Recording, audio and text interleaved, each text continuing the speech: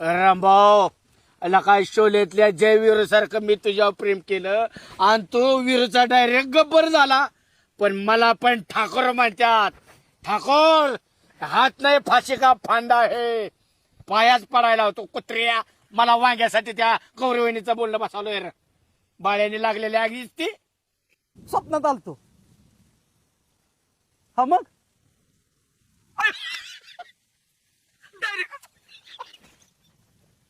ए खरं होय. काय अयो ए नाही नाही इत ओयू इतकं वय काहीतरी उगाच सांगू नको. हा माझा मी तुला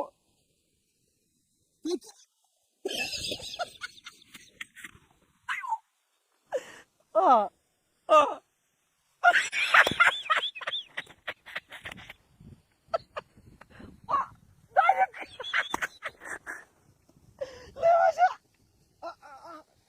हा चेअरमन साहेब हॅलो.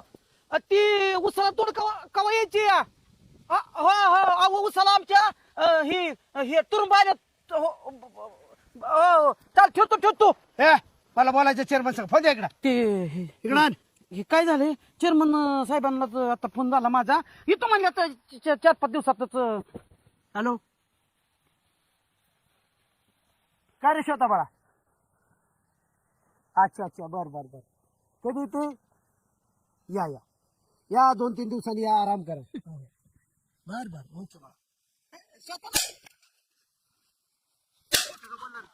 श्वेताचा फोन असताना खोटा का बोलला मला.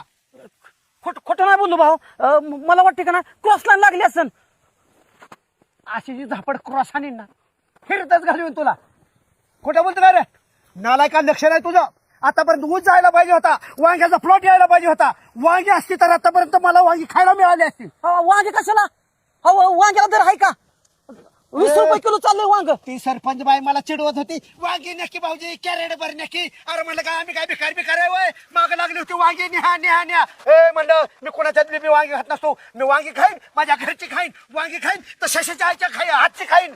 अरे काय वांगे केलतं शशाच्या आईने. काय वांगे केलतं परवा दिवशी. हा शशाची आहे आणि काकी मी किती चांगलं वांग करते. ती नाही तुम्हाला चांगलं वाटत. काकीच्या हाताला तर चव आहे पण त्याच्यापेक्षा अधिकची चव शशाच्या आईच्या हाताला आहे. जा कधीतरी वांग खा शशाच्या आईच्या हातचं. आणि हे बघ तुला सांगतो मला जर ताबडतोब ऊस गेला नाही तिथं वांग्याचा प्लॉट दिसला नाही ना मी अक्षरशः नांगरट करेन त्यात पुरी ना तुला. ऊस बाबा ऊसाला तोड 8 दिवसात यायची. आता तोडून फेकून वांगी लाव पटकेल. मला काय माहित नाही. म्हणजे चालू ऊस तोडून फेकू वांग्यात